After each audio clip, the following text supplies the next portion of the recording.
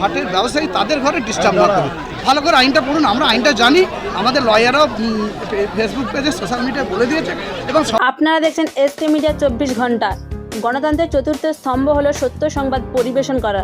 নবান্নে যেতে পারেনি তিনি, কিন্তু মাথায় তার নবান্ন, বুকে জাতীয় পতাকা, মাথায় বানানো নবান্ন বিসর্জন করা হবে গঙ্গায়। কিন্তু কেন? যুক্তি, এই নবান্নে ঘটছে যত কুকীর্তি, তাই নবান্ন ধ্বংস হলে নবান্ন বিসর্জন দিলে তবেই রাজ্যের সুদিন ফিরবে। সোমবার দুপুর হাওড়া সংগ্রামী যৌথ মঞ্চ, বঞ্চিত চাকরি প্রার্থী, চাকরিহারা এবং চাকরিজীবী ঐক্য মঞ্চ সহ একাধিক সংগঠনের ডাকে নবান্ন অভিযানের এই অভিনব প্রতিবাদ ভেসে উঠল এক প্রতিবাদকারীর মুখে। এই নবান্ন অভিযান ঘিরে কড়া নিরাপত্তার বন্দোবস্ত করেছিল হাওড়া সিটি পুলিশ। এদিন সকাল থেকে শিবপুরে নবান্ন চত্বরের আশেপাশে কড়া নিরাপত্তার চাদরে মুড়ে ফেলা হয়।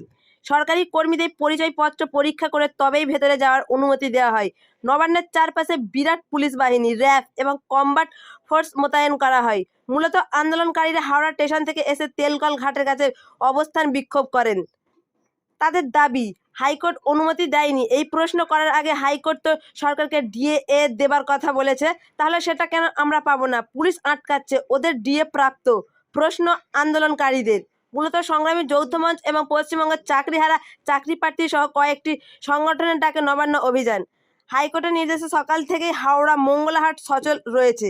অন্যদিকে নবান্ন অভিযানকে কেন্দ্র করে কড়া পুলিশি ব্যবস্থা নেওয়া হয়েছিল। নবান্ন সংলগ্ন সমস্ত রাস্তা পুলিশি বন্দোবস্ত মোতায়েনের পাশাপাশি ব্যারিকেড প্রস্তুত রাখা হয়েছিল।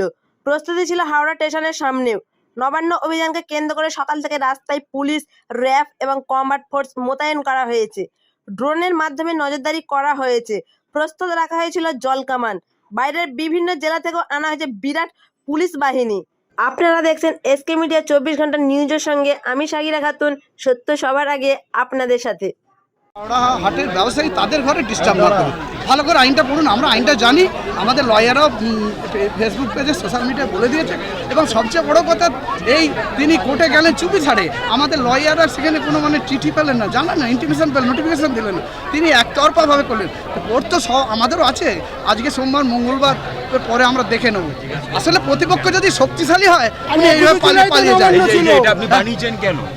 এটা বানিয়েছি নবান্নর প্রতীকী বানানোর। এর কারণ হচ্ছে যে নবান্নতে যত রকম কুকর্ম, তার কাজের এটা প্রতীক। তাই এই নবান্নর আমরা বিসর্জন দেবো।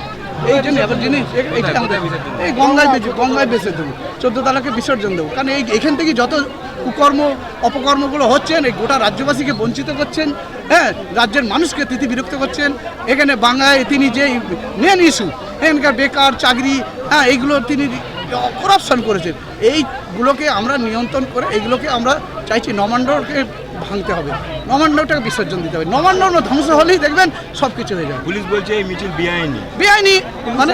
আইনটা জানে না পুলিশ, আইনটা জানে না। হাইকোর্টে বলা হয়েছে যে হাওড়ার মঙ্গলাহাটে যে জায়গায় ভুল বুঝিয়েছেন এবং সবচেয়ে বড় কোর্টে আমাদের লয়ারকে নোটিফিকেশনই দেয়নি।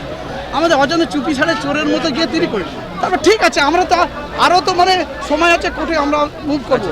আপনার নামটা বলুন। আমার নাম শামসুর রহমান, সংগ্রামী যৌথ মঞ্চের নেতৃত্ব। এটাই আমাদের কথা।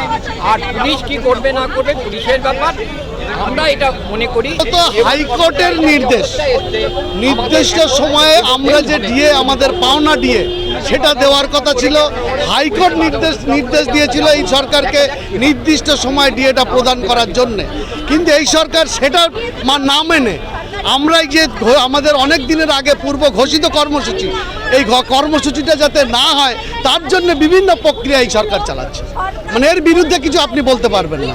আপনার যে ন্যায্য দাবি, এবং শুধু তাই নয়, বর্তমানে এই সরকার যেভাবে চলছে এই শিক্ষা ব্যবস্থাটাকে শেষ করে দেওয়ার দিকে, এই শিক্ষা ব্যবস্থা যাতে শেষ হয়ে যায় এবং আমরা রাস্তায় নেমেছি শিক্ষা ব্যবস্থাটাকে বাঁচিয়ে রাখার জন্য।